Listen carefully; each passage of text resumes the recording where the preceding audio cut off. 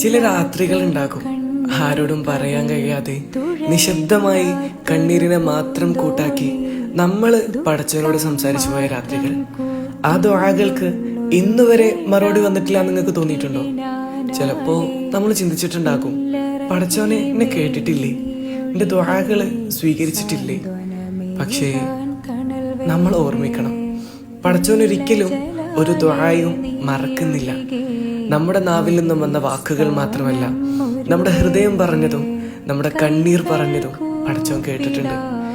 ചിലതൊന്നും നമുക്ക് ഉടൻ കിട്ടേണ്ടതല്ല, ചിലത് നമ്മൾ ശക്തരാകാൻ വേണ്ടി വൈകിപ്പിക്കുന്നതാണ്. നമുക്ക് മനസ്സിലാകാത്ത വിധത്തിൽ നമ്മുടെ ദുആക്ക് പകരം പടച്ചവൻ നമ്മളിൽ നിന്നൊരു വലിയ ബുദ്ധിമുട്ട് മാറ്റിയിട്ടുണ്ടാകും. അല്ലെങ്കിൽ നമ്മൾ സ്വപ്നം കാണാത്ത മികച്ച ഒന്നിനു വേണ്ടിയിട്ട് ഇത് സൂക്ഷിച്ചു വെച്ചിട്ടുണ്ടാകാം. അതിനാൽ ദുആ നിർത്തരുത്, നമ്മുടെ കണ്ണീരിന് വിലയില്ലെന്ന് കരുതരുത്. നിശബ്ദ പ്രാർത്ഥനകൾ പോലും പടച്ചവന്റെ ഖജനാവിൽ സുരക്ഷിതമാണ്.